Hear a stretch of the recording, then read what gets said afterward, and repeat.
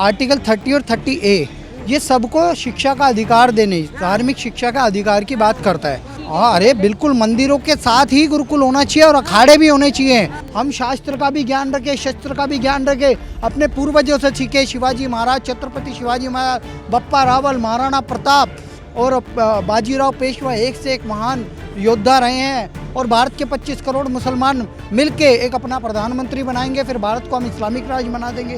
क्या लगता है कि मतलब अड़चने नहीं आएंगी? अगर सनातन के ऊपर एक किताब लिखी है उसके ऊपर अड़चने नहीं आएंगी?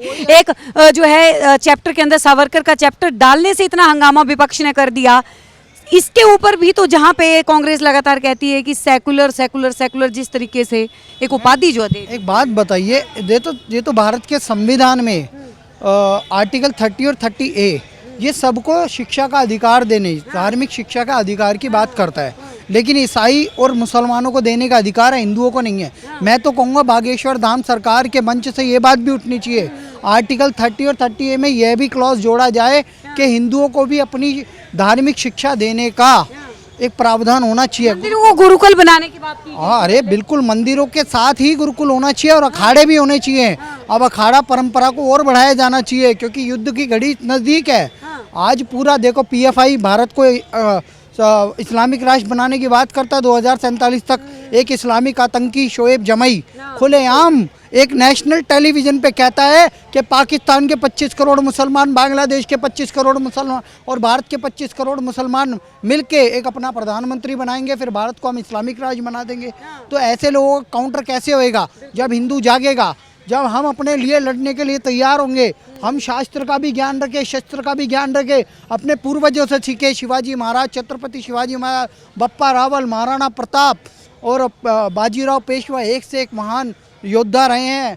झांसी की रानी लक्ष्मीबाई, इन सब से हमें प्रेरणा लेनी पड़ेगी। भगत सिंह, सुखदेव, राजगुरु, सुभाष चंद्र बोस, चंद्रशेखर आज़ाद, ये सब हमारे प्रेरणा स्रोत हैं। मैं तो कहूँगा उस सनातन की बुक के साथ हमारे जो आदर्श महापुरुष हैं और हमारी वीर वीरांगनाएं हैं उनके बारे में भी पढ़ाया जाए और इस देश के पुरुष को जगाए रखें और हम भारत को जल्द से जल्द हिंदू राष्ट्र बनाएं। देखिए, भाई ने बड़ी बात की, हिंदू राष्ट्र बनाना अच्छी बात है। जब एक हिंदू की बेटी के साथ एक इस्लामिक कंट्री या कोई भी उसके ऑर्गेनाइजेशन कहाँ चले जाते हिंदू, और ये धीरेन्द्र शास्त्री इतने महान है, इनके पास इतनी ताकत है, इतनी पावर है, लेकिन उसमें एक बेटी की जिम्मेवारी, बेटी तेरे को कुछ नहीं होने दो। मैं एक भगत होने के नाते, एक हनुमान का भगत होने के, हनुमान ने अपनी लड़ाई नहीं लड़ी थी, हनुमान ने उस बेटी के लिए लड़ाई थी। लंका नहीं बेटी शादी नहीं, तो 25 गरीब कन्याओं का विवाह करवाया धीरेन्द्र कृष्ण शास्त्री। जो आप बात 100 फरवरी में विवाह की बात नहीं कर रहा। एक नपुर शर्मा के साथ बोल सकते हैं तो कहाँ गई वो बेटी ने? मैं मैटर बताता हूँ, देखिए, सुनिए सर, बात होती है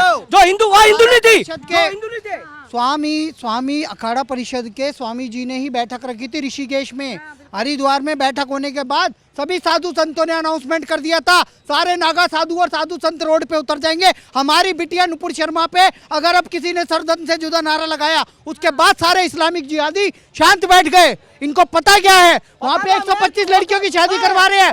कितनी लड़कियों की, असंख्य लड़कियों की शादी करवा रहे हैं भाई, वो भी घरमा जाति में बैठकर जो बात कर रही है और जो बात कर रहे हैं, जो मैं कहता हूँ, जो दिव्य शक्ति की बात करते हैं, दिव्य शक्ति वाले वो होता है। और आपके ज्ञान से देश नहीं चलेगा महाराज, वो भी करीब, सुनिए मेरी बात। हाँ, चलेगा चलेगा चलेगा चलेगा, पूरी बात सुनो, राष्ट्र बनाओ, हिंदुओं का तो सम्मान दो ना। ये हिंदू की बात करते हैं, मैं एक बात कहना चाहता हूँ, पूरी बात सुन लीजिए।